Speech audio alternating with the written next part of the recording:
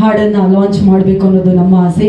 ಹಾಗಾಗಿ ಅಪ್ಪು ಸರ್ ರೀತಿಯಲ್ಲೇ ಹೊಸ ಪ್ರತಿಭೆಗಳಿಗೆ ತುಂಬ ಪ್ರೀತಿಯನ್ನು ನೀಡುವಂತಹ ನಿಮ್ಮೆಲ್ಲರ ಪ್ರೀತಿಯ PRK ಪ್ರೊಡಕ್ಷನ್ಸ್ನ ನಮ್ಮ ಕನ್ನಡದ ಹೆಮ್ಮೆಯ ನಿರ್ಮಾಪಕಿ ಶ್ರೀಮತಿ ಅಶ್ವಿನಿ ಪುನೀತ್ ರಾಜ್ಕುಮಾರ್ ಅವರು ದಯವಿಟ್ಟು ವೇದಿಕೆ ಮೇಲೆ ಬರಬೇಕು ಅಂತ ವಿನಂತಿಸ್ತಾ ಇದ್ದೀವಿ.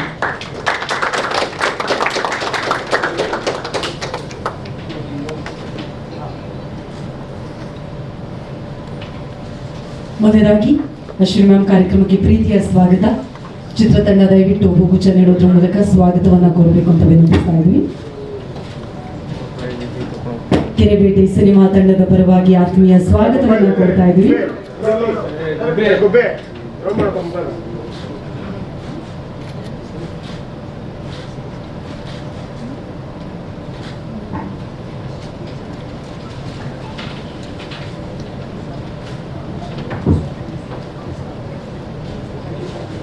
ಅನುಶ್ರೀ ಅವರು ನಮ್ಮನ್ನ ಜಾಯಿನ್ ಆಗಬೇಕು please.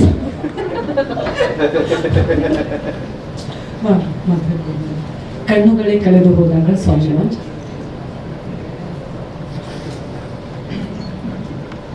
Elevated sound launch. Thank you so much, ma'am.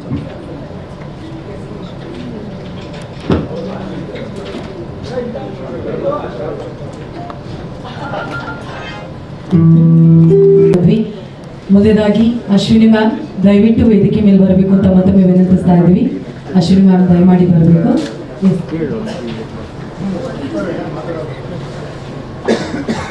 Ashwini ma'am ವೇದಿಕೆ ಮೇಲೆ ಬರಬೇಕು. ಚಿತ್ರತಂಡ ದಯವಿಟ್ಟು ವೇದಿಕೆ ಮೇಲೆ ಬರಬೇಕು. ಅಶ್ವಿನಿ ಮ್ಯಾಮ್ ಅವರ ಜೊತೆಗೆ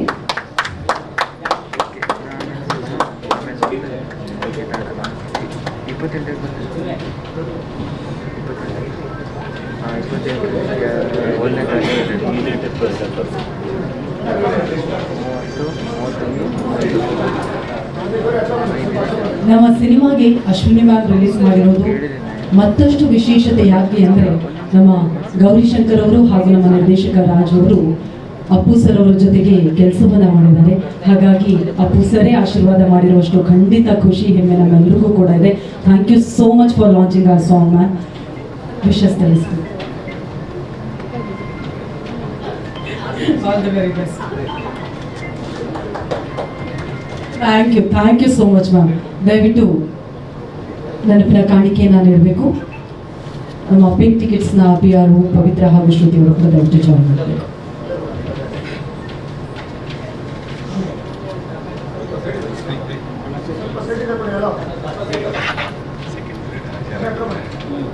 ಸರ್ ವೈಟ್ ಶರ್ಟ್ ನೀವು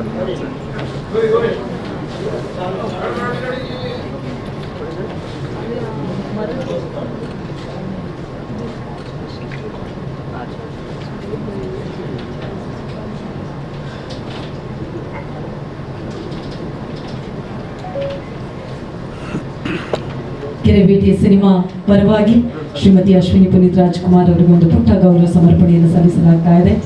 ಇಡೀ ಚಿತ್ರತಂಡದ ಪರವಾಗಿ ಪ್ರೀತಿಯ ಧನ್ಯವಾದಗಳನ್ನು ಸಮರ್ಪಿಸ್ತಾ ಇದ್ದೇವೆ.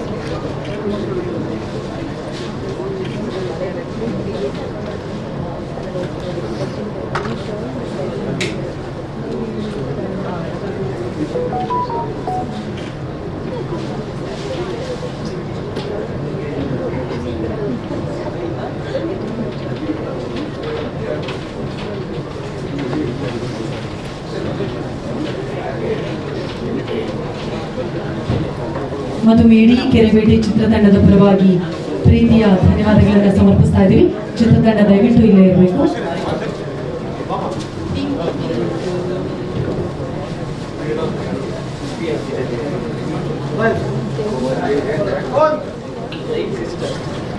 ನಾನು ನೋಡ್ಕೊಂಡು ನೋಡಿರುವಂಥ ಕೆರೆಬೇಟೆನ ಎಡಿಟ್ ಮಾಡೋದಕ್ಕೆ ಸೌಭಾಗ್ಯ ಕೊಟ್ಟಿದ್ದು ನಮ್ಮ ಡೈರೆಕ್ಟ್ರು ಮತ್ತು ಪ್ರೊಡ್ಯೂಸರು. ಎಲ್ರಿಗೂ ಥ್ಯಾಂಕ್ಸ್ ಹೇಳ್ತೀನಿ. ಇದೇ ಮಾರ್ಚ್ 15ಕ್ಕೆ ರಿಲೀಸ್ ಆಗಿದೆ. ನಿಮ್ಮ ಪ್ರೀತಿ ವಿಶ್ವಾಸ ನಮ್ಮ ಮೇಲೆ ಇರಲಿ, ನಮ್ಮ ಚಿತ್ರತಂಡದ ಮೇಲೆ ಇರಲಿ, ನಮ್ಮ ಚಿತ್ರದ ಮೇಲೆ ಇರಲಿ. Thank you so much Jnanesh ಅವರೇ. ಕೀರ್ತನ್ ಪೂಜಾರಿ ಅವರೇ, ಏನು ಮಾತಾಡೋದಂತ 2 ಲೈನ್ ಆಗ್ಲಿಂದ ಯೋಚನೆ ಮಾಡ್ತಾ ಇದ್ದೀರಾ, ಆ 2 ಲೈನ್ ಮಾತಾಡಿ. ಎಲ್ಲ ಬಂದಿರೋದಕ್ಕೆ ಥ್ಯಾಂಕ್ಸ್. ನಮ್ಮ ಡೈರೆಕ್ಟರ್ಗೆ ಥ್ಯಾಂಕ್ಸ್ ಹೇಳಕ್ಕೆ ಇಷ್ಟಪಡ್ತೀನಿ, ಮತ್ತೆ ಗೌರಿ ಅವರಿಗೆ, ಮತ್ತೆ ಎಲ್ಲ ಮಾಧ್ಯಮ ಮಿತ್ರರಿಗೂ ಥ್ಯಾಂಕ್ ಯು ಸೋ ಮಚ್ ಬಂದಿರೋದಕ್ಕೆ. ಎಲ್ಲರಿಗೂ ಒಳ್ಳೆಯದಾಗಲಿ. ಹೌದು, ಈಗ DOP ಆಗಿ ಕೆರೆಬೇಟೆ ಈಗ ಮಲೆನಾಡಿನ ಸೊಗಡನ್ನ ತೋರಿಸುವಂತಹ ಸಿನಿಮಾ ಏನಾದರೂ ಚಾಲೆಂಜಿಂಗ್ ಆಗಿತ್ತಾ, ಹೇಗಿತ್ತು ಅಂತ ಅನುಭವ? ಡೈರೆಕ್ಟರ್ ಏನು ಹೇಳಿದ್ರು ಅದಕ್ಕೆ ಮಾತ್ರ ಶೂಟ್ ಮಾಡಿರೋದು, ತುಂಬಾ ಚೆನ್ನಾಗಿ ಬಂದಿದೆ. Okay, thank you so much. Thank you ಮೂವರಿಗೂ ಕೂಡ.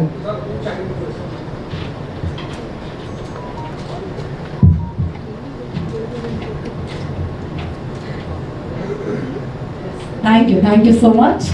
ನಮ್ಮ ತಂತ್ರಜ್ಞರಿಗೆ ಧನ್ಯವಾದಗಳನ್ನು ತಿಳಿಸ್ತಾ ಇದ್ವಿ. ಇದೀಗ ಇಬ್ಬರು ಕಲಾವಿದರನ್ನ ವೇದಿಕೆ ಮೇಲೆ ಕರೆಯುವಂತಹ ಸಮಯ. ಒಬ್ಬರು ನಮ್ಮ ನಾಯಕಿಯ ತಂದೆಯ ಪಾತ್ರದಲ್ಲಿ ಕಾಣಿಸ್ಕೊಂಡಿದ್ದಾರೆ. ಯಾವ ಪಾತ್ರವನ್ನ ಕೊಟ್ಟರೂ ಕೂಡ ಇತ್ತೀಚಿನ ಎಲ್ಲ ಸಿನಿಮಾಗಳಲ್ಲಿ ನೋಡಬಹುದು, ಅದನ್ನ ಜೀವಿಸುವಂತಹ ಕಲಾವಿದ ಇವರು. ಮಾತು ಕಡಿಮೆ, ನಮ್ಮ ಗೋಪಾಲ್ ಕೃಷ್ಣ ದೇಶಪಾಂಡೆ ಸರ್ ದಯವಿಟ್ಟು ವೇದಿಕೆಗೆ ಬರಬೇಕು ಅಂತ ಪ್ರೀತಿಯಿಂದ ವಿನಂತಿಸ್ತಾ ಇದ್ದೀವಿ.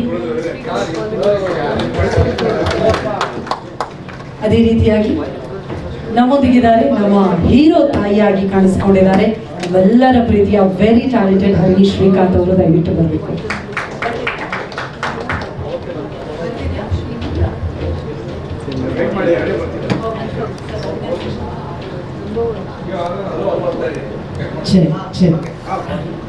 ಹಾಗೆ ಮೊದಲಾಗಿ ಹರಿಣಿ ಮ್ಯಾಮ್, ಕೆರೆಬೇಟೆ ಯಾವ ರೀತಿ ಆಗಿತ್ತು ಅನುಭವ?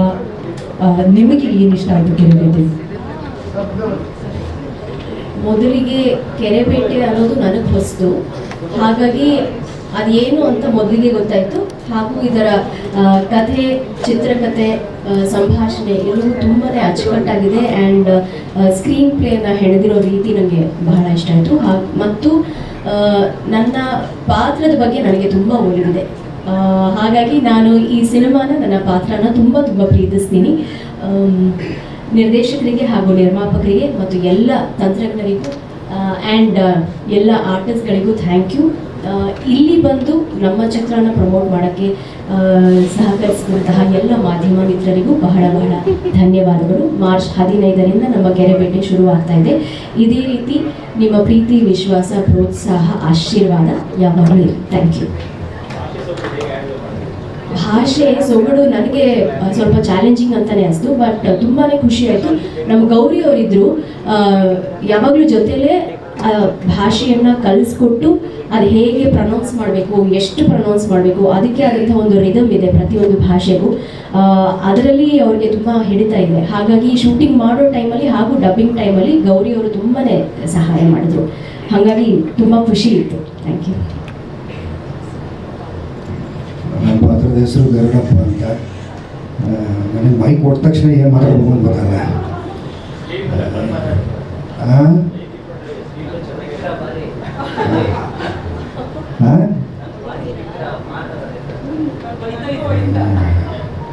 ಅದು ತುಂಬ ಚೆನ್ನಾಗಿತ್ತು. ನನಗೆ ಸಾಗರದ ಕಡೆ, ತೀರ್ಥಹಳ್ಳಿ ಕಡೆ ನನಗೆ ಭಾಳ ಇಷ್ಟ. ಅದು ತುಂಬ ಹತ್ತಿರವಾಗಿತ್ತು ನನಗೆ ಈ ಪ್ರಾಸೆಸ್ಸು. ಪ್ರಾಸೆಸ್ ತುಂಬ ಮಜಾ ಆಯಿತು. ನಮಗೆ ಈ ಆ್ಯಕ್ಟರ್ಗಳಿಗೆ ಇರ್ರೆಸ್ಪೆಕ್ಟಿವ್ ಆಫ್ ರಿಸಲ್ಟ್ ಅದರದ್ದು ಹಂಗಂತ ಸಿನಿಮಾ ಚೆನ್ನಾಗಿ ಓಡಬೇಕು. ಅದಕ್ಕಿಂತ ಪ್ರಾಸೆಸ್ ತುಂಬ ಮುಖ್ಯ ಆಗುತ್ತೆ. ಅದರದ್ದು ಈ ಪ್ರಾಸೆಸ್ನ ದಕ್ಕಿಸ್ಕೊಟ್ಟಿದ್ದಕ್ಕೆ ನಿರ್ಮಾಪಕರು ಮತ್ತು ನಾಯಕ ನಟರಾದ ಗೌರಿಶಂಕರ್ ಅವರಿಗೆ, ಜೈಶಂಕರ್ ಅವರಿಗೆ, ನಿರ್ಮಾಪಕರಾದ ಜೈಶಂಕರ್ ಅವರಿಗೆ, ನಿರ್ದೇಶಕರಾದ ಗುರು ಅವರಿಗೆ, ಎಲ್ಲ ಆರ್ಟಿಸ್ಟ್ಗೆ, ಶೇಖರಣ್ಣಂಗೆ ನಾನು ಥ್ಯಾಂಕ್ಸ್ ಹೇಳೋಕ್ಕೆ ಇಷ್ಟಪಟ್ಟಿದ್ದೀನಿ. ಅವಕಾಶ ಕೊಟ್ಟಿದ್ದಕ್ಕೆ ಥ್ಯಾಂಕ್ ಯು ಸರ್. ನನಗೆ ಎಕ್ಸ್ಟ್ರಾ ದುಡ್ಡು ಕೊಟ್ಟಿದ್ದಾರೆ ಸರ್, ಈ ಕಥೆ ಬಗ್ಗೆ ಏನೂ ಬಿಟ್ಟು ಕೊಡಬಾರ್ದು ಅಂತ. ಅದು ಒಂಚೂರು ಟ್ರಿಕಿ ಸರ್. ಅಂದರೆ ನಾನು ಹೇಳಿದ್ರೆ ಸ್ವಲ್ಪ ಅದು ಅಂದರೆ ಒಂದು ಹುಡುಗಿಯ ತಂದೆ, ಭಾಳ ಕರುಣಾಮಯಿ. ಅದು ಬಿಟ್ಟರೆ ಅದೇ ಒಂದು ತೀರ್ಥಹಳ್ಳಿ ಸೊರಬದ ಕಡೆ ಇರುವ ಒಬ್ಬ ಮಲೆನಾಡಿನ ಮನುಷ್ಯ. ಅವನೊಂದು ಅಡುಗೆ ಮಂಡಿ ಇರುತ್ತೆ, ನನಗೆ ಅಲ್ಲಿ ಇದು ಮಾಡ್ತಾ ಇರ್ತಾನೆ. ಆ ಥರದ ಮನುಷ್ಯ. ಇನ್ನು ಜಾಸ್ತಿ ಹೇಳೋಕ್ಕಾಗಲ್ಲ ಸರ್. ಹಾಂ ಹಾಂ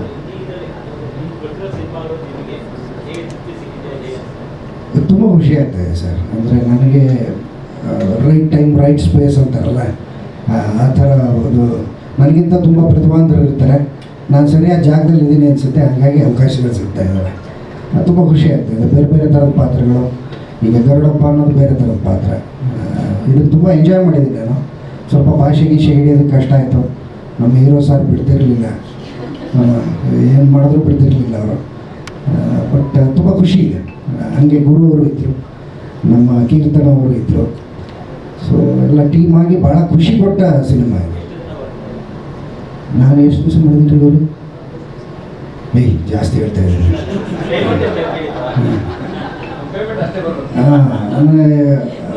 ಮಾಡಿದ್ದೀನಿ ಅನ್ಸುತ್ತೆ ಸರ್, ಒಂದು 15 days ಮಾಡಿದ್ದೀನಿ ಅನ್ಸುತ್ತೆ. ಹೌದಾ? ಹಂಗಾರೆ ಇದು ಮುಗಿಲಿ ಹಂಗಾರೆ. Thank you sir. ಮೊದಲಾಗಿ ನಮ್ಮ ದೇಶಪಾಂಡೆ ಸರ್ ಇಷ್ಟು ಮಾತನಾಡಿಸಿದ್ದಕ್ಕಾಗಿ ನಮ್ಮ ಮಾಧ್ಯಮ ಮಿತ್ರರಿಗೆ ಧನ್ಯವಾದಗಳನ್ನ ಸಮರ್ಪಿಸ್ತಾ ಇದ್ದೀವಿ. Thank you so much Deshpande sir. Thank you so much ma'am. Thank you. ಇದೀಗ ನಮ್ಮ ವೇದಿಕೆಯ ಮೇಲೆ 4 ಜನರನ್ನ ಆಹ್ವಾನ ಮಾಡ್ತಾ ಇದ್ವಿ. ಮೊದಲಾಗಿ ಇಡೀ ಸಿನಿಮಾಗೆ ಶಕ್ತಿಯಾಗಿ ನಿಂತಿರುವಂತಹ ನಮ್ಮ ಜನಮನ ಸಿನಿಮಾಸ್ನ ನಿರ್ಮಾಪಕರು ಜಯಶಂಕರ್ ಪಟೇಲ್ ಅವರು ದಯವಿಟ್ಟು ಬರಬೇಕು ಅಂತ ರಿಕ್ವೆಸ್ಟ್ ಮಾಡ್ತಾ ಇದ್ವಿ. ದಯಮಾಡಿ ಬರಬೇಕು ಜಯಶಂಕರ್ ಅವರು. ಅದೇ ರೀತಿಯಾಗಿ ನಮ್ಮ ಸಿನಿಮಾದ ನಾಯಕಿ ಕೆರೆಬೇಟೆಯಲ್ಲಿ ಮೀನು ಹಿಡಿತಾ ಇದ್ರೆ ನಮ್ಮ ಹುಲಿಮನೆ ನಾಗ ಮೀನಾ ಹಿಂದೆ ಓಡೋಗ್ತಾ ಇದ್ರು. ಹಾಗಾಗಿ ನಮ್ಮ ಬಿಂದು ಶಿವರಾಮ್ ಅವರು ಜಾಯ್ನ್ ಆಗಬೇಕು ಅಂತ ವಿನಂತಿಸ್ತಾ ಇದ್ದೀವಿ. ಇನ್ನು ನಮ್ಮ ನಿರ್ದೇಶಕರು 14 ವರ್ಷಗಳಿಂದ ಸಿನಿಮಾ ರಂಗದ ಬೇರೆ ಬೇರೆ ಕ್ಷೇತ್ರಗಳಲ್ಲಿ ಸೇವೆಯನ್ನು ಸಲ್ಲಿಸಿಕೊಂಡು ಬಂದು ಹಲವಾರು ಅದ್ಭುತ ಸಿನಿಮಾಗಳ ಜೊತೆಯಾಗಿ ನಿಂತುಕೊಂಡು ಇದೀಗ ಕೆರೆಬೇಟೆ ಮೂಲಕ ನಮ್ಮ ಮುಂದೆ ಬರ್ತಾ ಇದ್ದಾರೆ. ರಾಜ್ಗುರು ಬಿ ಅವರು ದಯವಿಟ್ಟು ಬರಬೇಕು ಅಂತ ವಿನಂತಿಸ್ತಾ ಇದ್ದೀವಿ. ಕಣ್ಣುಗಳೇ ಕಳೆದು ಹೋದಾಗ ಅಂತ ಹೇಳಿ ಅಷ್ಟು ಚೆನ್ನಾಗಿ ಬರೆದು ಅವೆಲ್ಲವನ್ನ ನಮ್ಮ ಮನಸ್ಸಿಗೆ ತಲುಪುವ ರೀತಿಯಲ್ಲಿ ತಮ್ಮ ಪ್ರತಿ ಸಾಹಿತ್ಯದಲ್ಲೂ ಜನರ ಪ್ರೀತಿಯನ್ನ ಗಳಿಸುವಂತಹ ನಮ್ಮ ಹೆಮ್ಮೆಯ ಸಾಹಿತಿ ಪ್ರಮೋದ್ ಮರವಂತೆ ಅವರು ದಯವಿಟ್ಟು ಬರಬೇಕು ಅಂತ ವಿನಂತಿಸ್ತಾ ಇದ್ದೀವಿ. ಏನು ಈ ಸಿನಿಮಾದಲ್ಲಿ ನಮ್ಮ ನಿರ್ದೇಶಕರ ಜೊತೆಯಾಗಿ ಚಿತ್ರಕಥೆಗೂ ಸಹಾಯವನ್ನ ಮಾಡಿ ಇಡೀ ಸಿನಿಮಾದ ಸಂಭಾಷಣೆಯನ್ನ ಬರೆದು ನಿರ್ಮಾಣದ ಹೊಣೆಯನ್ನೂ ಹೊತ್ತು ಅದರ ಜೊತೆಗೆ ಹುಲಿಮನೆಯ ನಾಗ ಇವರೇ ಅನ್ನೋದಕ್ಕೆ ಪರ್ಫೆಕ್ಟ್ ಆಗಿ ಎಲ್ಲ ರೀತಿಯ ತಯಾರಿಯನ್ನ ಮಾಡಿ ಜೋಕಾಲಿ ಇರಬಹುದು, ರಾಜಹಂಸದ ನಂತರದಲ್ಲಿ ಎಲ್ಲ ಒಂದು ಅದ್ಭುತ ಕಂಟೆಂಟ್ ಮೂಲಕ ಜನರನ್ನ ತಲುಪಬೇಕು ಅನ್ನುವಂತಹ ಹುಮ್ಮಸ್ಸಿನಲ್ಲಿ ಕೆರೆಬೇಟೆಯ ಮೂಲಕ ನಮ್ಮ ಮುಂದೆ ಬರ್ತಾ ಇರುವಂತಹ ನಮ್ಮ ನಾಯಕ ನಟ ಗೌರಿಶಂಕರ್ ಅವರು ಕೂಡ ದಯವಿಟ್ಟು ಜಾಯಿನ್ ಆಗಬೇಕು.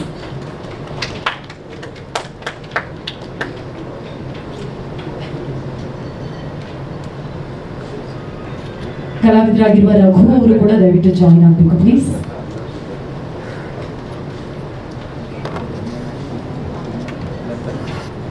ಮೊದಲಾಗಿ ನೇರವಾಗಿ ರಘು ಅವರಿಂದಲೇ ಮಾತನಾಡ್ಸೋಣ. ನಿಮ್ಮ ಪಾತ್ರದ ಬಗ್ಗೆ ಹೇಳಿ ರಘು. ಎಲ್ರಿಗೂ ನಮಸ್ಕಾರ. ನನ್ನ ಹೆಸರು ರಘುರಾಜಾನಂದ ಅಂತ. ನಾನು ಈ ಸಿನಿಮಾದಲ್ಲಿ ಪೊಲೀಸ್ ಸಬ್ ಇನ್ಸ್ಪೆಕ್ಟರ್ ಕ್ಯಾರೆಕ್ಟರ್ ಮಾಡಿದ್ದೀನಿ.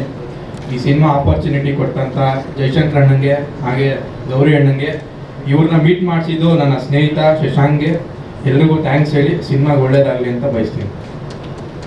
Thank you. ಡೈರೆಕ್ಟರ್ ಇಲ್ಲ ಅಂದರೆ ನನಗೆ ಇದೇ ಇಲ್ಲ. ತುಂಬ ಒಳ್ಳೆ ಕ್ಯಾರೆಕ್ಟರ್ ನನಗೆ ಕೊಟ್ಟಿರೋದಕ್ಕೆ ಅವ್ರಿಗೂ ಥ್ಯಾಂಕ್ಸ್ ಹೇಳೋಕ್ಕೆ ಇಷ್ಟ. Thank you so much. ಇದೀಗ ನಿರ್ಮಾಪಕರಾಗಿರುವ ಜಯಶಂಕರ್ ಪಟೇಲ್ ಅವರು ಮಾತನಾಡಬೇಕು. ಎಲ್ರಿಗೂ ನಮಸ್ಕಾರ. ಪತ್ರಿಕಾ ಮಾಧ್ಯಮದವರು ಬಂದಿರುವಂಥ ಎಲ್ಲರಿಗೂ ಕೂಡ ನಮಸ್ಕಾರ. ಒಳ್ಳೆಯ ಒಂದು ಸಿನಿಮಾ ಮಾಡಿದ್ದೀವಿ. ತಾವೆಲ್ಲರೂ ಕೂಡ ಪ್ರೋತ್ಸಾಹ ಮಾಡಿ ಸಿನಿಮಾದ ಗೆಲುವಿಗೆ ನೀವು ಕೂಡ ಸಹಕಾರ ಮಾಡ್ಕೊಂತೀರಿ ಕೇಳ್ಕೊಳ್ತಾ ಮಾತು ಮುಗಿಸ್ತೇನೆ. Jai Hind, Jai Karnataka. Thank you so much. ಇದೀಗ ಪ್ರಮೋದ್ ಮರವಂತೆ ಅವರೇ, ಕಣ್ಣುಗಳೇ ಕಳೆದು ಹೋದಾಗದ ಇದರ ಜೊತೆಗೆ ಈ ಸಿನಿಮಾದಲ್ಲಿ 4 ಹಾಡುಗಳನ್ನು ನೀವು ಬರೆದಿದ್ದೀರಿ ಅಂತ ನಾನು ಕೇಳಿದ್ದೀನಿ. ಪ್ರತಿ ಹಾಡಿಗೂ ಅಷ್ಟು ಒಳ್ಳೆ ಸಾಹಿತ್ಯ ಹೆಂಗೆ ಸಿಗುತ್ತೆ? Seriously amazing work. ನಿಮ್ಮ ಪ್ರತಿ ಸಾಹಿತ್ಯಕ್ಕೂ ತುಂಬ ಜನ ಅಭಿಮಾನಿಗಳಿದ್ದಾರೆ, ಅದರಲ್ಲಿ ಖಂಡಿತ ನಾನು ಒಬ್ಳು. ಈ ಹಾಡು ನಿಮಗೆ ಎಷ್ಟು ಸ್ಪೆಷಲ್ ಅಂತ? ಮೊದಲನೇದಾಗಿ ಎಲ್ರಿಗೂ ನಮಸ್ಕಾರ. ಹಾಗೆ ತಡವಾಗಿ ಬಂದಿದ್ದಕ್ಕೆ ಕ್ಷಮೆ ಇರಲಿ. ಸೊ ಕೆರೆಬೇಟೆ ನಮ್ಮ ಮಣ್ಣು, ನಮ್ಮ ಪರಂಪರೆ, ನಮ್ಮ ಸಂಸ್ಕೃತಿಯನ್ನು ಬಿಂಬಿಸುವಂಥ ಒಂದು ಚಿತ್ರ. ನಾನು ಶಿಕಾರಿಪುರ ಸೊರಬ ಭಾಗದಲ್ಲಿ ಬೆಳೆದವನು, ಕೆರೆಬೇಟೆಯನ್ನು ಆಡ್ತಾ ನನ್ನ ಬಾಲ್ಯದ ದಿನಗಳನ್ನು ಕಳೆದವನು. ಹಾಗಾಗಿ ಈ ಸಿನಿಮಾ ನನಗೆ ತುಂಬ ಮನಸ್ಸಿಗೆ ಹತ್ತಿರವಾದಂಥ ಸಿನಿಮಾ. ಇನ್ನು ಹಾಡಿನ ಬಗ್ಗೆ ಹೇಳೋದಾದರೆ ನನಗೆ 4 ಹಾಡುಗಳನ್ನ ಬರೆದಿದ್ದೀನಿ. ಅದರಲ್ಲಿ ತುಂಬ ಮನಸ್ಸಿಗೆ ಹತ್ತಿರ ಆಗಿರುವಂಥ ಹಾಡು ಕಣ್ಣುಗಳೇ ಕಳೆದು ಹೋದಾಗ. ಯಾಕಂದರೆ ಗೊತ್ತಿಲ್ಲ, ಅದು ಒಂದಿಷ್ಟು ಸಾಲುಗಳು ನಮಗೆ ಒಂದು ವಿಸ್ಮಯ ಅನ್ನೋ ರೀತಿ ಹುಟ್ಕೊಂಡು ಬರುತ್ತೆ. ಆ ರೀತಿ ಒಂದಿಷ್ಟು ಸಾಲುಗಳು ಹುಟ್ಕೊಂಡಂಥ ಹಾಡಿದು. ಇನ್ನು ಸಿನಿಮಾ ಬಗ್ಗೆ ಹೇಳೋದಾದರೆ ರಾಜ್ಗುರು ಅವರಾಗಿರ್ಬೋದು, ಗೌರಿಶಂಕರ್ ಅವರಾಗಿರ್ಬೋದು. ನಾನು ಮೀಟಿಂಗ್ ಹೋಗಿದ್ದೆ ಅವ್ರ ಸಿನಿಮಾ ಆಫೀಸ್ಗೆ. ಆವಾಗ ಇವ್ರು ಬಂದು ಕತೆ ಹೇಳಿದ್ರು, ನಿಮಗೆ ನೀವು ಹಾಡುಗಳನ್ನು ಬರೀಬೇಕು ಅಂತ ಹೇಳಿದಾಗ ಸಂಪೂರ್ಣ ಕತೆ ಹೇಳಿದ್ರು. ಆಮೇಲೆ ಯಾವುದೋ ಒಂದು ವಿಚಾರಕ್ಕೆ ಇವರೊಂದು ಹೇಳ್ತಾ ಇದ್ರು, ಅವರೊಂದು ಹೇಳ್ತಾ ಇದ್ರು. ಒಂದು ಅಕ್ಕಚೆಗಾಟ ನಡೀತಾ ಇದೆ ಅಲ್ಲಿ, ಇಲ್ಲ ಇದು ಹಾಗೆ ಮಾಡೋಣ ಅಂತ, ಅವರು ಹೀಗೆ ಮಾಡೋಣ ಅಂತ. ಸೊ ಆಮೇಲೆ ಅವ್ರು ಹೇಳೋದು, ಇಲ್ಲ ನಾವು ಸ್ಕ್ರಿಪ್ಟ್ ಎಲ್ಲ ಜೊತೆಗೆ ಕೂತ್ಕೊಂಡು ಮಾಡಿದ್ದು. ಸೊ ಶೂಟಿಂಗ್ ಅಂದರೆ ಯಾವ ರೀತಿ ಅವರಲ್ಲಿ ಒಂದು ಮಾತಿದೆಯಲ್ಲ, ಇಬ್ಬರು ದಡ್ಡರ ಸ್ನೇಹಕ್ಕಿಂತ ಇಬ್ಬರು ಜಾಣರ ಜಗಳನೇ ಉತ್ತಮ ಅಂತ. ಸೊ ಆ ಗುದ್ದಾಟದ ಪ್ರತಿಫಲ ಕಂಡಿದ್ದು ರೀಸೆಂಟಾಗಿ ನಾವು ಟೆಕ್ನಿಕಲ್ ಟೀಮ್ ಎಲ್ಲ ಸಿನಿಮಾ ನೋಡಿದೆ. ಆವಾಗ ನನಗೆ ಸ್ಕ್ರೀನ್ ಮೇಲೆ ಅನಿಸ್ತು, ಯಾವ ವಿಚಾರಕ್ಕೆ ಅವ್ರು ಗುದ್ದಾಡ್ತಾ ಇದ್ರಲ್ವ, ಆ ಗುದ್ದಾಟ ಒಂದು ಒಳ್ಳೆಯ ಪ್ರತಿಫಲನ ಕೊಟ್ಟಿದೆ ಅಂತ ನನಗೆ ಅನಿಸ್ತು ಸಿನಿಮಾದಲ್ಲಿ. ಸೊ ಆ ಒಂದು ಅಭಿಪ್ರಾಯ ನಿಮಗೂ ಕೂಡ ಬರುತ್ತೆ ಅಂತ ನಾನು ಖಂಡಿತವಾಗ್ಲೂ ಭರವಸೆಯಿಂದ ಹೇಳಬಲ್ಲೆ. ಕೆರೆಬೇಟೆ ತುಂಬ ಅದ್ಭುತವಾಗಿ ಮೂಡಿ ಬಂದಿದೆ. ಇನ್ನೊಂದು ನಮ್ಮ ಕನ್ನಡಿಗರು ಹೆಮ್ಮೆ ಪಡುವಂಥ ಒಂದು ಸಿನಿಮಾ ಇದಾಗುತ್ತೆ ಅಂತ ನಾನು ಸಂಪೂರ್ಣ ಭರವಸೆಯನ್ನು ಕೊಡ್ತಾ ಇದ್ದೀನಿ. ಹಾಗೆ ಇದನ್ನು ಮಾಡಿದಂಥ ಕಲಾವಿದರು, ವಿಶೇಷವಾಗಿ ನಾಯಕ ಆಗಿರ್ಬೋದು, ನಾಯಕ ನಟಿ ಆಗಿರ್ಬೋದು, ಮತ್ತು ಗೋಪಿ ಸರ್, ಹರಡಿ ಮೇಡಮ್ ಆಗಿರ್ಬೋದು, ಸಂಪತ್ ಸರ್ ಆಗಿರ್ಬೋದು, ಒಬ್ರಿಗಿಂತ ಒಬ್ಬರು ಅಂದರೆ ಅವ್ರು ಅಲ್ಲಿಯವರೇ ಅನ್ನೋ ರೀತಿ. ಗೋಪಿ ಸರ್ ಬಗ್ಗೆ ಹೇಳೋದಾದ್ರೆ, ನಾನು ಟೆಕ್ನಿಕಲ್ ಶೋ ನೋಡಿ ನೆಕ್ಸ್ಟ್ ದಿನಾನೇ ಗೋಪಿ ಸರ್ ಫೋನ್ ಮಾಡಿಬಿಟ್ಟಿದ್ರು ನನಗೆ. ನಾನೆಲ್ಲೋ ಹೋಗ್ತಾ ಇದ್ದೀನಿ, ಎತ್ತಕ್ಕಾಗಿಲ್ಲ, ಮತ್ತೆ ಮಾಡಿದ್ದಾರೆ. ನಾನು ಏನು ಗೋಪಿ ಸರ್ ಇಷ್ಟು ಸತಿ ಫೋನ್ ಮಾಡ್ತಿದ್ದಾರೆ ಅಂತಂದರೆ, ಅವ್ರ ಮುಗ್ಧತೆ ನೋಡಿ, ಇಷ್ಟೊಂದು ಪಾತ್ರಗಳು, ಇಷ್ಟೊಂದು ಸಿನಿಮಾಗಳು ಮಾಡ್ಕೊಂಡು ಬಂದಿದ್ದಾರೆ. ಬಟ್ ಅವ್ರಿಗೆ ಅವ್ರ ಮೊದಲ ಸಿನಿಮಾ ಏನೋ ಅನ್ನೋ ಥರ ಒಂದು ನರ್ವಸ್ನೆಸ್ ಅವ್ರಿಗೆ. ಅವ್ರು ಕೇಳಿದ್ರು, ಪ್ರಮೋದ್ ಹೆಂಗೆ ಮಾಡಿದ್ದೀನಿ, ಪ್ರಮೋದ್ ಚೆನ್ನಾಗಿ ಮಾಡಿದ್ದೀರಾ ಹಾಗೆ ಅಂತ. ಅಂದರೆ ಅಷ್ಟೊಂದು ರಂಗಭೂಮಿಯಿಂದ ಬಂದವರು, ಅಷ್ಟೊಂದು ಸಿನಿಮಾಗಳನ್ನು ಮಾಡಿದವರು, ಇಷ್ಟು ಸಿನಿಮಾಗಳಾದ್ಮೇಲೂ ಕೂಡ ಒಂದು ಪಾತ್ರ ನಾನು ಹೇಗೆ ಮಾಡಿದ್ದೀನಿ ಅಂತ ಒಬ್ಬ ಟೆಕ್ನಿಷಿಯನ್ ಹತ್ರ ಕೇಳುವಂಥ ಒಂದು ಸೌಜನ್ಯತೆ ಇದೆ, ಅದು ದೊಡ್ಡದು. ಸೊ ಅದರಿಂದಲೇ ಅಷ್ಟು ದೊಡ್ಡ ನಟ ಆಗಿರೋದು. ಸೊ ಕೆರೆಬೇಟ ಸಿನಿಮಾ 15ನೇ ತಾರೀಕು ಬಿಡುಗಡೆ ಆಗ್ತದೆ. ದಯವಿಟ್ಟು ಎಲ್ಲರೂ ಥಿಯೇಟ್ರಿಗೆ ಬಂದು ಈ ಸಿನಿಮಾವನ್ನು ನೋಡಿ ಹರಿಸಿ ಹಾರೈಸಿ ಅಂತ ಕೇಳ್ಕೊಳ್ಳೋದಕ್ಕೆ ಇಷ್ಟಪಡ್ತೀನಿ. ನಮಸ್ಕಾರ. Thank you so much. Shivaram ಅವರೇ, ಮೂಲತಃ ನೀವು ಮಲೆನಾಡಿನವರಲ್ಲ ಅಂತ ಗೊತ್ತಾಯಿತು.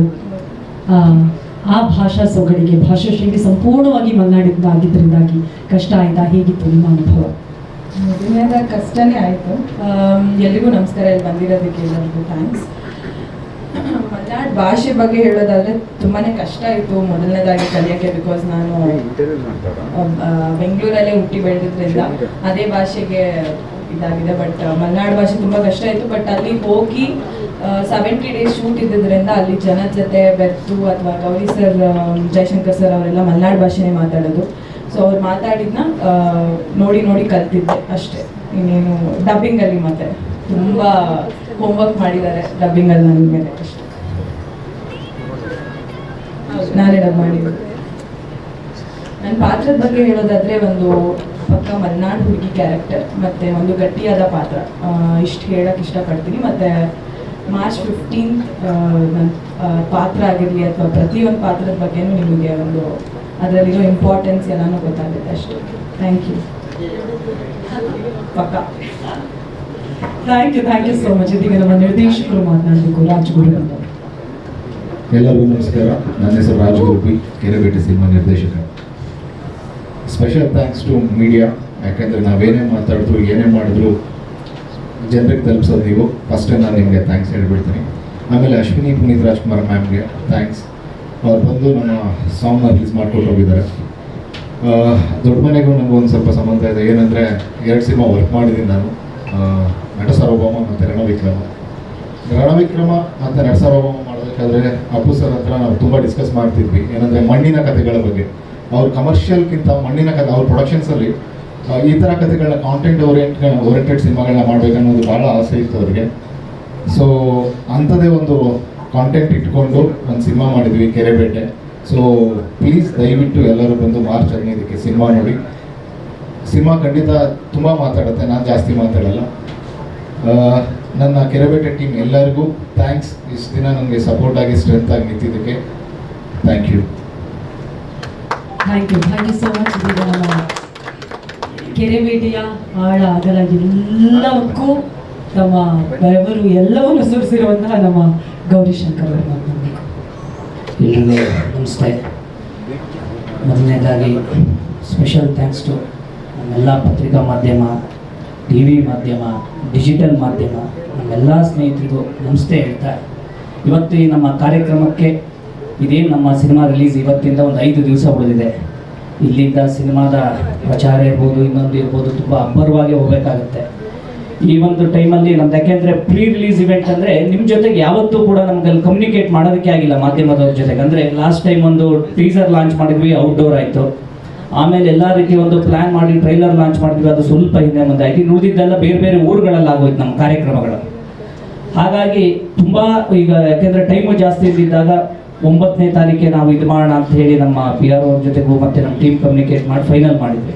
ಬಟ್ ಆದರೆ ಗೆಸ್ಟ್ ಅನ್ನೋದು ಭಾರಿ ಇಂಪಾರ್ಟೆಂಟ್ ಆಗುತ್ತೆ ನನಗೆ. ಯಾಕೆಂದರೆ ಯಾವಾಗಲೂ ಇತ್ತು ನಮ್ಮ ಸಿನಿಮಾ ಶುರು ಮಾಡಿದಾಗಿಂದಲೂ ನಮ್ಮ ತಲೆಯಲ್ಲಿ ನಾನು ಮತ್ತು ಡೈರೆಕ್ಟ್ರು ಮಾತಾಡ್ಕೊಂಡಿದ್ವಿ, ಒಂದು ಕಾರ್ಯಕ್ರಮದ ಕೊನೆಯದು ಯಾವುದಾದ್ರೂ ಒಂದು ಇವೆಂಟಿಗೆ ಅಣ್ಣವ್ರ ಫ್ಯಾಮಿಲಿಯಿಂದ ಒಬ್ಬರನ್ನ ಕರ್ಸ್ಕೊಂಡು ನಾವು ಆ ಒಂದು ಸಿನಿಮಾದ, ಅದು ಕೂಡ ಅಪ್ಪು ಸರ್ ಸಂಬಂಧ ಇರಬೇಕು, ಒಂದು ಕಾರ್ಯಕ್ರಮ ನಾವು ಮಾಡಬೇಕು ಕೊನೆಯದು ಅಂತ.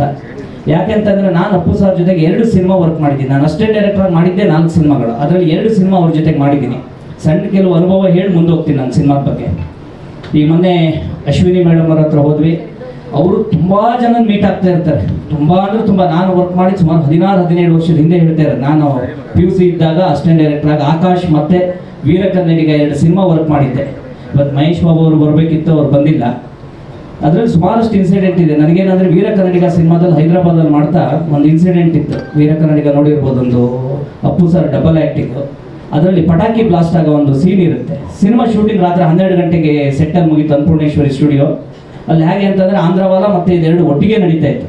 ಕೆಲವು ಪಟಾಕಿಗಳು ಉಳಿದಿತ್ತು. ನಮ್ಮ ಡೈರೆಕ್ಟ್ರಲ್ಲಿ ಮೇಹರ್ ರಮೇಶ್ ಅವರು ಹೇಳಿದರೆ, ಈ ಸಣ್ಣ ಹುಡುಗನಿಗೆ ಒಂದು ಚಿನ್ನ ಪಿಲ್ ಹುಡುಗರು ನಾನು ಪಟಾಕಿ తీసుకుರಾರ ಅಂತ ಏನೋ ಒಂದು ಹಿಂಗೆ ಹೇಳೋಗಿದ್ರು. ಮುಗಿತಾ ಇದ್ದಾಗೆ ಸೀನ್ ಒಂದಿಷ್ಟು ಪಟಾಕಿಗಳು ಉಳಿದ್ಬಿಟ್ಟು ಎಲ್ಲರೂ ಹೊರಟರು. ಇದೇ ಮುತ್ತು ಸಿನಿಮಾಸ್ಗೆ ಕ್ಯಾಮ್ರಾನೂ ಇತ್ತು. ನಾನು ಹೋಯ್ತಲ್ಲ ಅಂತೇಳಿ ಒಂದು ಫ್ಲವರ್ ಪಾಟನ್ನು ಏನು ಮಾಡಿದೆ ಲಾಸ್ಟ್ ಅಂತ ಹೇಳಿ ನೆಲಕ್ಕೆ ಹಚ್ಚಿದೆ. ಹಚ್ತಾ ಇದ್ದಾಗೆ ಹಿಂದ್ಗಡೆ ಇದ್ದವ್ರು ಕ್ಯಾಮ್ರಾದವ್ರು ಕ್ಯಾಮ್ರಾ ಅಂದರು. ಪ್ಯಾಕಪ್ ಆಗಿದ್ರು ರಾತ್ರಿ. ನೀವು ಯಾರೂ ನಂಬಲ್ಲ, ಅಷ್ಟು ದೊಡ್ಡ ಬ್ಲಾಸ್ಟ್ ಆಗಿ ಇಷ್ಟು ದೊಡ್ಡ ಫ್ಲವರ್ ಪಾಟ್. ಆ್ಯಕ್ಚುಲಿ ಹೆಚ್ಚು ಕಡಿಮೆ ನನಗೆ LV ಪ್ರಸಾದ್ ಆಸ್ಪತ್ರೆಯಲ್ಲಿ 15 ದಿವಸ ಅಡ್ಮಿಟ್ ಆಗಿದ್ದೆ ನಾನು. ಆ ಒಂದು ಟೈಮಲ್ಲಿ ಅಪ್ಪು ಸರ್ ಇರ್ಬೋದು, ಅಲ್ಲಿ ಪ್ರೊಡ್ಯೂಸರ್ ಇರ್ಬೋದು, ಈ ಥರ ಸುಮಾರಷ್ಟು ನನಗೆ, ಯಾಕೆಂದರೆ ಕಣ್ಣೇ ಹೋಯ್ತು ಅಂತ ಅಂದ್ಕೊಂಡಿದ್ರು ಎಲ್ಲರೂ. ಆ ಒಂದು ಸಾಕಾರ ಇತ್ತು. ಆ ಒಂದು ಇನ್ಸಿಡೆಂಟ್ಸಿಂದ ನನ್ನನ್ನು ಇವತ್ತೂ ಕೂಡ ಅಶ್ವಿನಿ ಮೇಡಮ್ ಇರ್ಬೋದು ಯಾರೂ ಮರ್ತಿಲ್ಲ. ಅಂದರೆ ಆ ಒಂದು ಇನ್ಸಿಡೆಂಟ್ ಆದಮೇಲೆ ಸುಮಾರಷ್ಟು ದಿವಸ ಬೆಂಗಳೂರು ಹಾಸ್ಪಿಟ್ಲಿಗೆ ಇಲ್ಲೆಲ್ಲ ಕರ್ಕೊಂಡು ಓಡಾಡಿಸಿದ್ರು. ಹಾಗಾಗಿ ಮೊನ್ನೆ ಮೇಡಮ್ ಹತ್ರ ಹೋಗಿ ಈ ಒಂದು ಇವೆಂಟಿಗೆ ಬರಬೇಕು ಅಂತ ಕೇಳ್ಕೊಂಡಾಗ ನಾನು ಮರ್ತಿರ್ತು ಹೋಗ್ಬಿಟ್ಟಿದ್ರ ಅಂದ್ಕೊಂಡಿದ್ದೆ. ಹೇಗೆ ಮರೆಯೋಕ್ಕಾಗುತ್ತೆ ಅಂತೇಳಿ ನೆನ್ಪು ಮಾಡ್ಕೊಂಡು, ನೀವು ನಂಬಲ್ಲ, ಇವತ್ತಿಲ್ಲ ಅವ್ರು ಜಾಸ್ತಿ ಮಾತಾಡಿಲ್ಲ. ಫಸ್ಟ್ ಕಾರ್ಯಕ್ರಮಕ್ಕೆ ಬರೋದಕ್ಕೆ ಸ್ವಲ್ಪ ಅವ್ರಿಗೆ ಕಷ್ಟ ಇದೆ, ಸ್ವಲ್ಪ ಟೈಟ್ ಇರೋದು ಹೌದು. ಅವ್ರು ಸುಮಾರಷ್ಟು ಕಾರ್ಯಕ್ರಮದ ಲಿಸ್ಟು ತೋರಿಸಿದ್ರು. ಆದರೆ ಟ್ರೈಲರು ಮತ್ತು ಸಾಂಗ್ ನೋಡಿ ಅದು ಎಷ್ಟು ಖುಷಿ ಪಟ್ಟರು ಅಂತಂದರೆ, ಈಗ ಎಷ್ಟೊತ್ತಿಗೆ ಹೇಳಿ ನೀವು ಶನಿವಾರ ಯಾವ ಟೈಮಿಗೆ ಬರ್ಬೇಕು ಹೇಳಿ, ಖಂಡಿತವಾಗೂ ಮಾಡ್ಕೊಡ್ತೀನಿ, ನೀವು ಸಿನಿಮಾ ಯಾವಾಗ ತೋರಿಸ್ತೀರಿ ಅಂದರೆ ಅಷ್ಟು ಎಕ್ಸೈಟ್ಮೆಂಟಲ್ಲಿ ಅವ್ರು ಕೇಳಿದ್ರು. ಅಂದರೆ ಅದು ನಮ್ಗೆ ತುಂಬ ಖುಷಿ ಆಗುತ್ತೆ. ಈಗಲೂ ಕೂಡ ಇಲ್ಲಿದ್ದಾಗ ಹೇಳಿದ್ರು, ನೀವು ನಾಳೆ ಪ್ರೀಮಿಯರ್ ಶೋ ಇಟ್ಕೊಂಡಾಗ ಯಾವಾಗ ಏನು ಅಂತೇಳಿ ಸಾಧ್ಯವಾದರೆ ಖಂಡಿತವಾಗೂ ಬರ್ತೀನಿ. ಇದೇನು ಗೊತ್ತಾ, ಹೊಗಳಿಕೆ ಅನ್ನೋಕ್ಕಿಂತನೂ ನಮ್ಮ ಒಂದು ಶ್ರಮಕ್ಕೆ ಸಿಕ್ಕಂಥ ಒಂದು ಬೆಲೆ ಅಂತ ಅಂದ್ಕೊಳ್ತೀನಿ. ಅಂದರೆ ನಮಗೆಲ್ಲರಿಗೂ ಒಂದು ಖುಷಿ ಆಗುತ್ತೆ. ಈಗ ಅವ್ರು ಬಂದು ಹೋಗಿದ್ದಕ್ಕೆ ತುಂಬ ಥ್ಯಾಂಕ್ ಯು. ಸುಮಾರಷ್ಟು ಹಣ ಮಾತಾಡೋದಿದೆ, ಯಾಕೆಂದರೆ ನನ್ನ ಸಿನಿಮಾ ಜರ್ನಿ ಸಣ್ಣದಲ್ಲ. ಯಾಕೆಂತಂದರೆ ಸಿನಿಮಾದಲ್ಲಿ ತುಂಬ ಸಿನಿಮಾ ಮಾಡದೇ ಇರ್ಬೋದು ನಾನು. ಇಲ್ಲೇನು ಗೊತ್ತಾ, ಗೆಲುವಿಗೆ ಮಾತ್ರ ಲೆಕ್ಕ ಇರುತ್ತೆ, ಸೋಲಿಗೆ ಯಾವುದಕ್ಕೂ ಲೆಕ್ಕ ಇರಲ್ಲ. ನಾನು ಸುಮಾರು 18-19 ವರ್ಷದಿಂದ ಇದ್ದೀನಿ. ಅಂದರೆ ಹೇಳಿದ್ನಲ್ಲ, ಸೆಕೆಂಡ್ PUC ಅಲ್ಲಿ ಪರೀಕ್ಷೆ ಬರದೆ ಇಲ್ಲಿಗೆ ಸೀದಾ ಬಂದಿದ್ದೀನಿ. ಅಂದರೆ ನೀವು ನನ್ನ ವಯಸ್ಸಿಂದ ಹಿಡಿದು ನನ್ನ ಅನುಭವವನ್ನು ನೀವು ಯೋಚನೆ ಮಾಡ್ಬೋದು. ಹೀರೋ ಮಾಡಿದ್ದಂಥದ್ದು ಜೋಕಾಲಿ, ಅದೊಂದು ಸಾಂಗ್ ಅಷ್ಟೇ ಹಿಟ್ಟು ಗೊತ್ತಿರೋದು, ಚುಚ್ಚಿ ಚುಚ್ಚಿ ಕೊಂದೆಯಲ್ಲಿ ಅನ್ನೋದು. ಆಮೇಲೆ ರಾಜಹಂಸ ಮಾಡಿದೆ. ಅದಾದ ನಂತರನೂ ಕೂಡ ಅದು ತುಂಬ ಪ್ರಯತ್ನ ಪಟ್ಟು ಇದೇ ಒಂದು ಫ್ಯಾಷನಲ್ಲೇ ಮಾಡಿದ್ವಿ ಆ ಸಿನಿಮಾನ. ಅದು ತುಂಬ ದೊಡ್ಡ ಸಕ್ಸಸ್ ಏನಾಗಿಲ್ಲ, ಬಟ್ ಏನಂತಂದ್ರೆ ತುಂಬ ಒಳ್ಳೆ ಒಂದು ರೆಕಗ್ನೈಸೇಷನ್ ಸಿಕ್ತು. ಅದಾದಮೇಲೆ ಸುಮಾರು ಮತ್ತೆ ಸರ್ಕಸ್ಸು, ಮತ್ತೆ ಹೋರಾಟ. ಒಂದು ಸಿನಿಮಾ ಸೋಲಾದರೆ ಹೇಗಾಗುತ್ತೆ ಅಂದರೆ, ಮಿನಿಮಮ್ ಅಂತ ಅಂದರು ಮಳೆ ಬಂದು ನಿಂತು ಹೋದರೆ ನಿಮ್ಗೆ ಅರ್ಧ ಗಂಟೆ ಬೇಕಂತ ಹನಿ ತುಂಡಾಗಕ್ಕೆ. ಒಂದು ಸಿನಿಮಾ ಸೋಲಾದರೆ ಹೆಚ್ಚು ಕಡಿಮೆ ವರ್ಷಗಟ್ಟಲೆ ಬೇಕು. ಅದು ಯಾವುದೇ ರೀತಿಯ ಬ್ಯಾಕ್ಗ್ರೌಂಡ್ ಇಲ್ಲದೆ ಹೋರಾಟ ಮಾಡೋನು ಬದುಕದ್ದಿಯಲ್ಲ, ತುಂಬ ಕಷ್ಟ. ನಿಮ್ಗೆ ಹೇಗೆ ಅಂತಂದ್ರೆ ಅದನ್ನು ಸುಧಾರಿಸ್ಕೊಳ್ಳೋದಕ್ಕೆ ಆಗಲ್ಲ. ಅದಾದ ನಂತರ ನಾನು ಮತ್ತು ನಮ್ಮ ಡೈರೆಕ್ಟ್ರು 2020ನೇ ಇಸ್ವಿಲಿ ನಾನು ಸಿನಿಮಾ ಮಾಡ್ಬೇಕಂದ್ರೆ, ಈಗ 3 ವರ್ಷದಿಂದ ಸುಮಾರಷ್ಟು ಇದು ಮಾಡ್ತಿದ್ದೆ. ಅಂದರೆ ನನ್ನ ತಮ್ಮ, ನಮ್ಮ ರಿಲೇಟಿವ್ಸ್ ಎಲ್ಲ ಇನ್ನೊಂದು ಸಿನಿಮಾ ಪ್ರಯತ್ನ ಮಾಡ್ಬಿಡು ಖಂಡಿತವಾಗಿ. ನನಗೆ ಬೇಡ ಅಂತ ಬಿಟ್ಬಿಟ್ಟಿದ್ದೆ. ರಾಜಹಂಸನೇ ನಾನು ಅಷ್ಟೆಲ್ಲ ಶ್ರಮ ಹಾಕಿ ಮಾಡಿ, ನಿಮಗೂ ಗೊತ್ತಿದೆ, ತುಂಬ ದೊಡ್ಡ ಸ್ಟಾರ್ ಕಾಸ್ಟು ಎಲ್ಲ ಇಟ್ಕೊಂಡು ಇನ್ನು ಜೀವನದಲ್ಲಿ ಸಿನಿಮಾ ಸವಾಸವೇ ಬೇಡ. ಸಿನಿಮಾ ಮಾಡೋಕ್ಕೆ ಹೋದ್ರೆ ಖಂಡಿತವಾಗೂ ನನ್ನ ಜೀವನ ಅಷ್ಟು ಇದಾಗಿ ಹೋಗ್ಬಿಡುತ್ತೆ. ಮದುವೆ ಹಬ್ಬ ಆಗೋದು ಕಷ್ಟ ಆಗುತ್ತೆ ಅಂತ ಹೇಳಿ ಒಂದು ಮದುವೆ ಆಗಿ ಶಿಸ್ತಾಗಿದ್ದೆ ನಾನು. ಆಮೇಲೆ ಇವರು ಮಾಡೋದಲೇಬೇಕು ಅಂತ ಶುರು ಮಾಡೋದು. ನಾನು ಸುಮಾರಷ್ಟು ಕತೆ ಕೇಳಿದ್ದೆ. ಮಾತಾಡ್ಬೋದಲ್ಲ, ನನಗೆ ತೊಂದರೆ ಇಲ್ಲಲ್ಲ? 2 ನಿಮಿಷ ಬೇಜಾರು. ಸುಮಾರಷ್ಟು ಕತೆ ಕೇಳಿದ್ದೆ. ಅಂದರೆ ನಂದೊಂದಿಷ್ಟು ತೇರಿ ಇದೆ. ಹೇಗೆ ಅಂತಂದರೆ ಕೆಲವರು ಸಿನಿಮಾ ಇಂಡಸ್ಟ್ರಿಯಲ್ಲಿ 2 ಜನ ಹೇಳ್ತಾರೆ, ಯಾವಾಗಲೂ ರನ್ನಿಂಗಲ್ಲಿ ಇರ್ಬೇಕಂದ್ರೆ ರನ್ನಿಂಗಲ್ಲಿ ಇದ್ರೆ ಮಾತ್ರ ನಿನ್ನ ಗುರ್ತಿಡ್ಕೊಳ್ತಾರೆ ಅಂತ. ಅದು ಒಂದು ತೇರಿ. ನಂದಾಗಲ್ಲ. ನಾನು ಎಷ್ಟು ಸಿನಿಮಾ ಮಾಡಿದೀವಿ ಅನ್ನೋದು ಕೌಂಟ್ ಅಲ್ಲ. ನನಗಾದ್ರೂ ಅಟ್ಲೀಸ್ಟ್ ಆತ್ಮಕ್ಕೆ ಒಂದು ಸಮಾಧಾನ ಆಗುತ್ತೆ. ಈ ಸಿನಿಮಾ ನಾನು ಮಾಡಿದ್ದೆ, ಆ ಸಿನಿಮಾ ನನಗೆ ಖುಷಿ ಕೊಡ್ತಪ್ಪ. ಎಲ್ಲಿ ತನಕ ಸಿನಿಮಾದ ಸಕ್ಸಸ್ಸು ಫೇಲ್ಯೂರು ದೇವ್ರು ಬಲ್ಲ, ಯಾರಿಗೂ ಗೊತ್ತಿಲ್ಲ. ಬಟ್ ಆ ಸಿನಿಮಾ ಒಂದು ಪ್ರೊಸೆಸ್ ಮುಗಿಯೋ ತನಕ ನನಗೊಂದು ಖುಷಿ ಅನ್ಸ್ಬೇಕು. ಈ ಸಿನಿಮಾ ಮಾಡೋದ್ರಿಂದ ನನಗೇನೋ ಒಂದು ಬದುಕಿಗೆ ಆಗುತ್ತಾ, ಖಂಡಿತ ಇದೇನೊಂದು ಆಗುತ್ತೆ ಅನ್ನೋ ಒಂದು ಆತ್ಮವಿಶ್ವಾಸನೇ ಆ ಸಿನಿಮಾ ಕೊಟ್ಟಿಲ್ಲ ಅಂದರೆ ನಾನು ಯಾಕೆ ಆ ಸಿನಿಮಾ ಮಾಡಲಿ ಹೇಳಿ. ಆ ಒಂದು ಹೋರಾಟ ಒಂದು ಇದರಲ್ಲಿದ್ದಾಗ ನಮ್ಮ ಸುಮಾರಷ್ಟು ಕಥೆನೂ ಕೇಳಿದ್ದೆ, ನಿಮ್ಗೆ ಹೇಳಿದರೆ ಇದು ಉತ್ಪ್ರೇಕ್ಷೆ ಅನ್ಸ್ಬೋದೇನೋ. ರಾಜಹಂಸ ಆದ್ಮೇಲೆ ಒಂದು 2 ಜನ ಅಡ್ವಾನ್ಸ್ ಕೊಟ್ಟಿದ್ರು, ಸಣ್ಣ ನಮ್ಮ ಯೋಗ್ಯತೆಗೆ ತಕ್ಕಂತೆ. ಆಮೇಲೆ ಯೋಚನೆ ಮಾಡಿದೆ, ಈಗ ಸಿನಿಮಾ ಮಾಡೋದ್ರಿಂದ ಏನು ನನಗೆ ಉಪಯೋಗ ಇದೆಯಾ? ಸುಮ್ಮನೆ 6 ತಿಂಗಳು ನನ್ನ ಟೈಮು ವೇಸ್ಟು, ಆಮೇಲೆ ಅವ್ರಿಗೂ ನಾನು ತೊಂದರೆ ಕೊಟ್ಟಂಗೆ.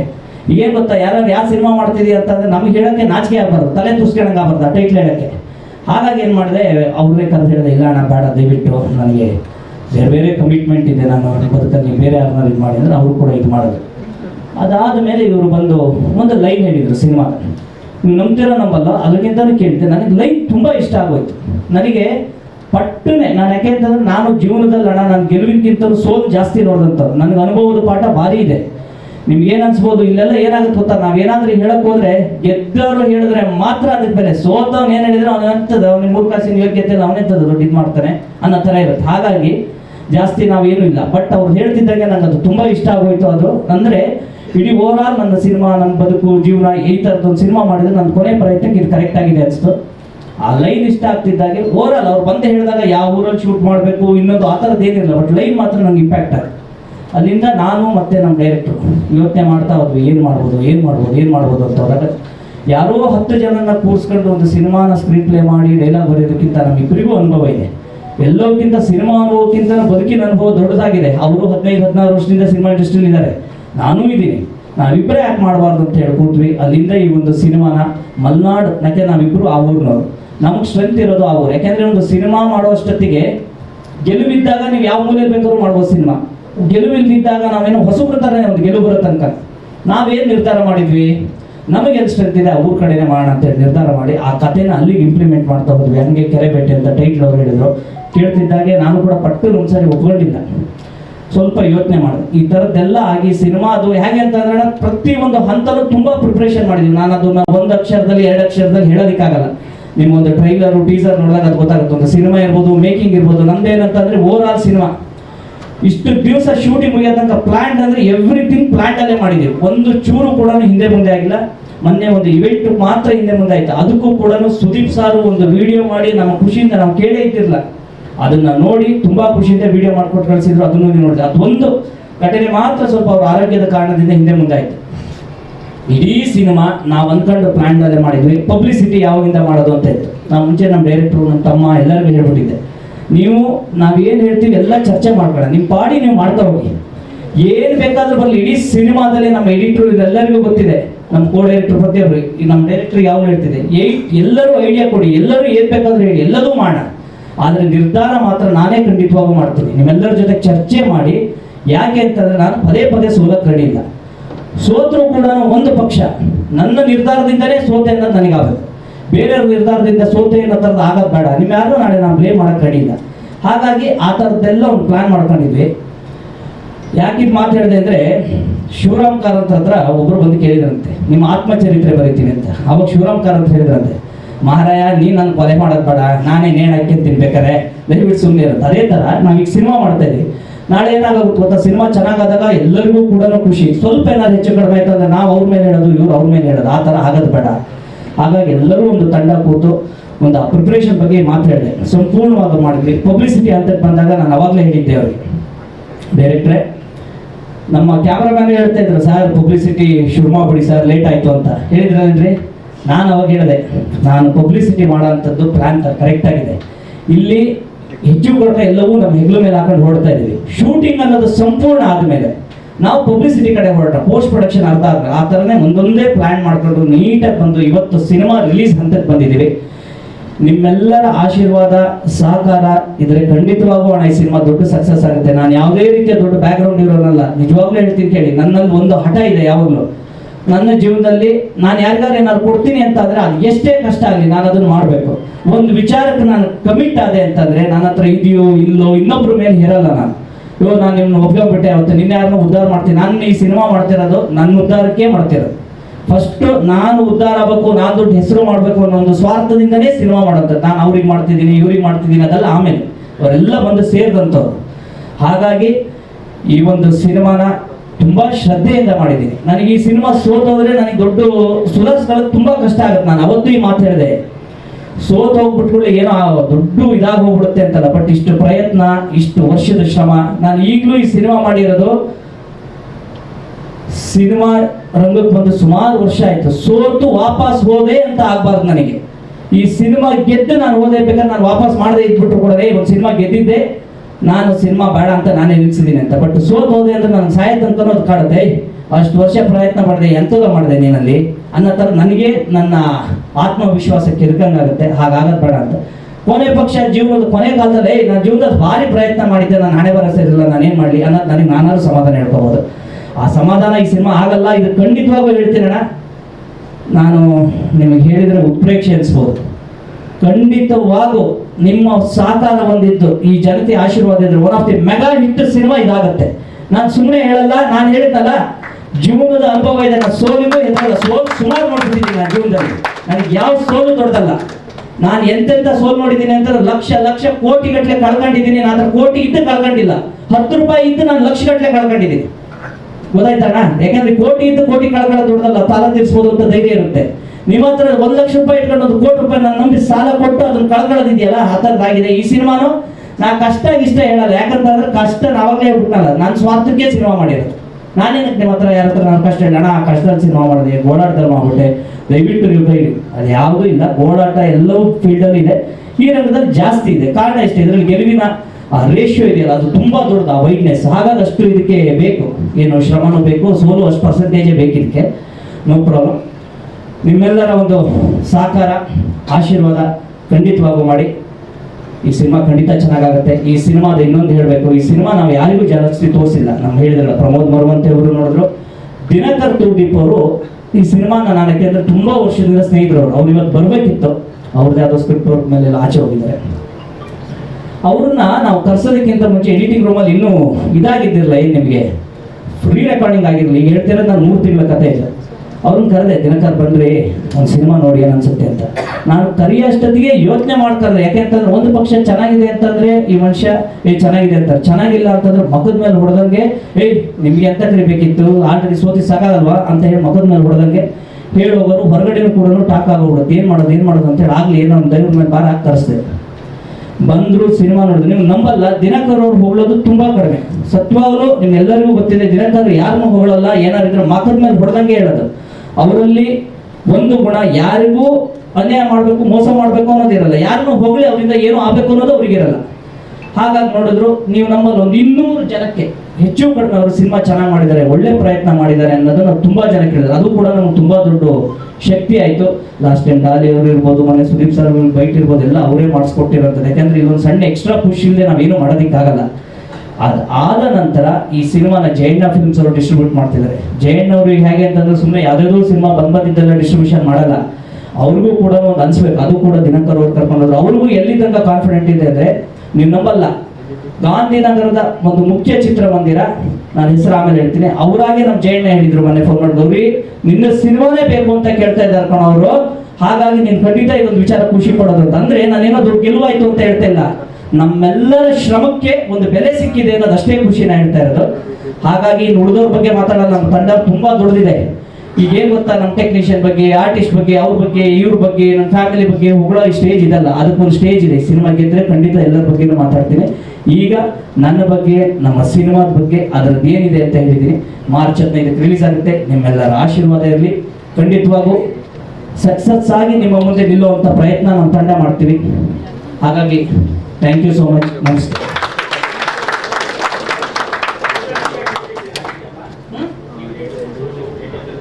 ಅಣ್ಣ, ಆಡಿಯೋ ರೈಟ್ಸ್ ಬಿಟ್ಟು ಬೇರೆ ಯಾವುದೂ ಕೊಟ್ಟಿಲ್ಲ. ನಾನು ಹೇಳಿದ್ನಲ್ಲ, ನಮ್ಮ ದಿನಕರ್ ಹೇಳಿದ್ರೆ ನಿಮ್ಮ ಭಯಂಕರ ಒಂಥರ ಒಂದೊಂದ್ಸರಿ ತುಂಬಾ ದುರಂಕಾರ ಅಂತ ಹೇಳ್ತಾರೆ.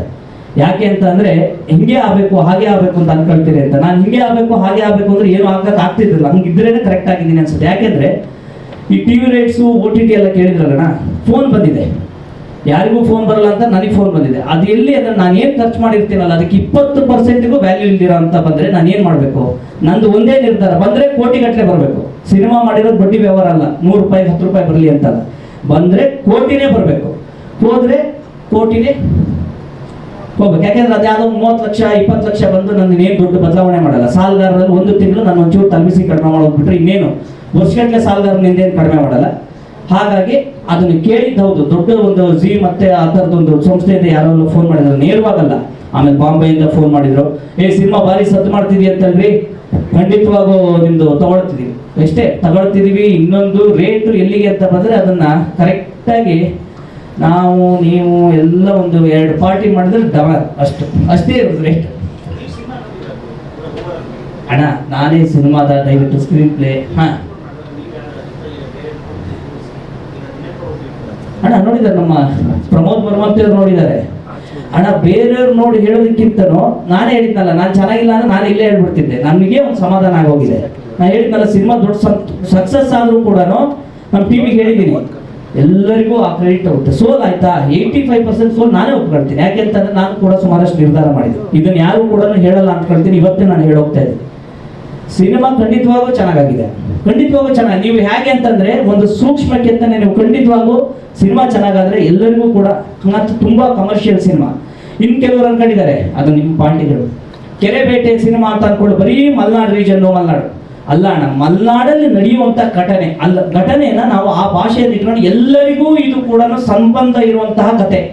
ನೀವೇನಂತಂದ್ರೆ ಯಾವುದೋ ಒಂದು ಊರಲ್ಲಿ ನಮ್ಮ ಶಿವಮೊಗ್ಗದಲ್ಲಿ ಏನಾದ್ರು ಒಂದು ಘಟನೆ ಆದ್ರೆ ಇಡೀ ಕರ್ನಾಟಕಕ್ಕೆ ಬಿತ್ತರಿಸ್ತಿರೋ ಅದೇ ತರ ನಮ್ಮ ಸಿನಿಮಾದ ಕತೆ ಅಲ್ಲಿ ಶುರುವಾಗುತ್ತೆ, ಅಲ್ಲಿ ನಡೆಯುತ್ತೆ. ಅದು ಎಲ್ಲರ ಮನಸ್ಸು, ಎಲ್ಲರ ಭಾವನೆ, ಎಲ್ಲರ ಹೋರಾಟ, ಕಿಚ್ಚು, ಆಸೆ, ಆಕಾಂಕ್ಷೆ ಪ್ರತಿಯೊಬ್ಬ ವ್ಯಕ್ತಿಗೆ ಇರುತ್ತಲ್ಲ, ಅದೆಲ್ಲದೂ ಕೂಡ ಆ ಸಿನಿಮಾದಲ್ಲಿದೆ. ಹಾಗಾಗಿ ಕೆರೆಬೇಟೆ ಅಂದ್ಕೊಳ್ಳೆ ಮಲೆನಾಡು ಭಾಗದವ್ರಿಗೆ ಮಾತ್ರ ಅಂತ ಅಲ್ವೇ ಅಲ್ಲ, ಕೆರೆಬೇಟೆ ನಡೆಯೋದು ಮಲೆನಾಡು ಭಾಗದಲ್ಲಿ. ಆದರೆ ಒಬ್ಬ ವ್ಯಕ್ತಿಯಲ್ಲಿರುವಂತಹ ಹೋರಾಟ, ಕಿಚ್ಚು, ಧೈರ್ಯ, ಏನೋ ಮಾಡಬೇಕು ಅನ್ನೋದು, ಅಥವಾ ಆ ಬಡತನ, ಅಥವಾ ಅಲ್ಲಿರುವಂತಹ ಪಾತ್ರಗಳು ಎಲ್ಲರಲ್ಲೂ ಇರುವಂಥದ್ದು, ಎಲ್ಲರಿಗೂ ಕನೆಕ್ಟ್ ಆಗುವಂಥದ್ದು. ಹಾಗಾಗಿ ಎಲ್ಲ ಕಡೆನೂ ಸಲ್ಲುವಂಥ ಸಿನಿಮಾ. ನೀವು ನಂಬಲ್ಲ, ನಮ್ದು ಟ್ಯಾಬ್ಲೋ ಗಾಡಿ ಎಲ್ಲ ರಾಜ್ಯದ ಎಲ್ಲ ಕಡೆ ಓಡಾಡ್ತಿದೆ. ನಮ್ಮ ಮಲೆನಾಡು ಭಾಗದಕ್ಕಿಂತ ರಾಯಚೂರು ಆ ಭಾಗದಲ್ಲಿ ನಮ್ಮ ಹುಡುಗರು ಹೋಗ್ದಾಗ ಫೋನ್ ಮಾಡ್ತಾರೆ, ಏನು ನಮ್ಮ ಸಿನಿಮಾದ ಡೈಲಾಗ್ ಇದೆಯಲ್ಲ, ನಾಚಿಕೆ ಎಲ್ಲಿ ಸಿಗ್ತಿದೆ ಹುಡ್ಕೆಂಬರಂ ಅನ್ನೋದಲ್ಲ. ತುಂಬಾ ಇಷ್ಟಪಟ್ಟು ಆ ಕಡೆಯವರೇ ತುಂಬಾ ಆ ಸಿನಿಮಾನ ಕಾಯ್ತಾ ಇದೀವಿ ಅಣ್ಣ, ಈ ಸಿನಿಮಾ ನೋಡ್ಬೇಕು ಅಂತ ಹೇಳ್ತಾರೆ. ಅಂದ್ರೆ ಅರ್ಥ ಅದು ಎಲ್ಲರಿಗೂ ಕನೆಕ್ಟ್ ಆಗಿದೆ ಅನ್ನೋ ಒಂದು ಖುಷಿ. Thank you. ಸೋಲುಗಳು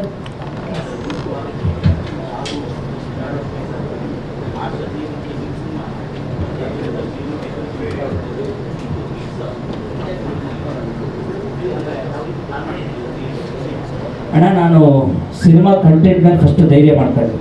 ಇಲ್ಲೇನು ಗೊತ್ತಾ, ಇನ್ನೂ ಒಂದು ಥಿಯರಿ ಹೇಳ್ಬಿಡ್ತೀನಿ, ಅದು ಎಲ್ಲ ಫೀಲ್ಡಲ್ಲೂ ಅನ್ವಯ ಆಗೋಂಥದ್ದು.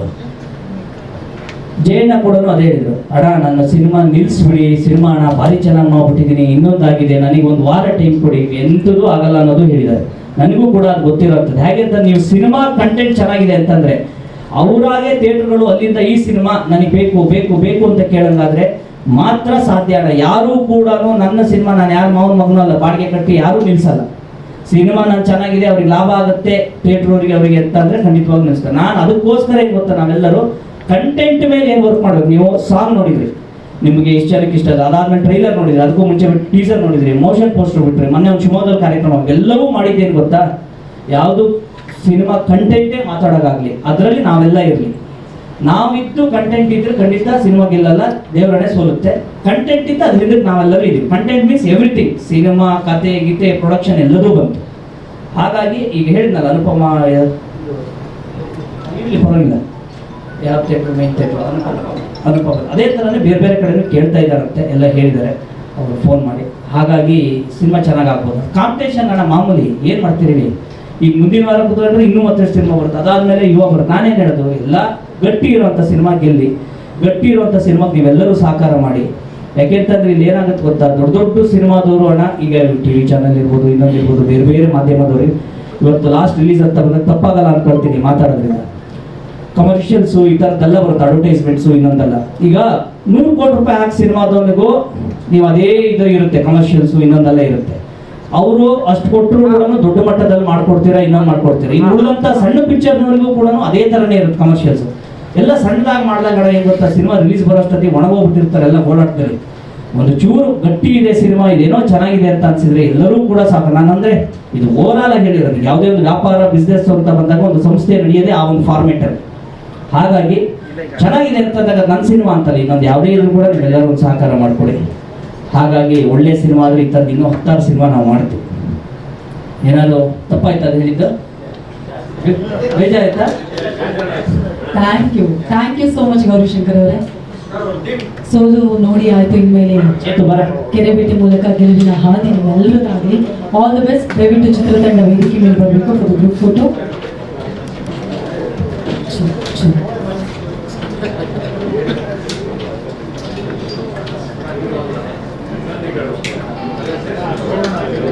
ಮಾರ್ಚ್ 15ನೇ ತಾರೀಕು ಕೆರೆಬೇಟೆ ನಿಮ್ಮೆಲ್ಲರ ಮುಂದೆ ಬರ್ತಾ ಇದೆ. ಹಾಗಾಗಿ ಕೆರೆಬೇಟೆಗೆ ನಿಮ್ಮೆಲ್ಲರ ಪ್ರೀತಿ ಪ್ರೋತ್ಸಾಹ ಇದೇ ರೀತಿಯಾಗಿರಲಿ ಅಂತ ವಿನಂತಿಸ್ತಾ ಇದ್ದೀವಿ.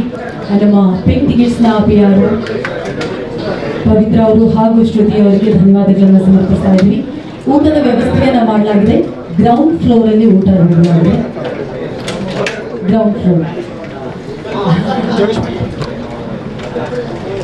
ಗ್ರೌಂಡ್ ಫ್ಲೋರಲ್ಲಿ ಊಟ ರೆಡಿ.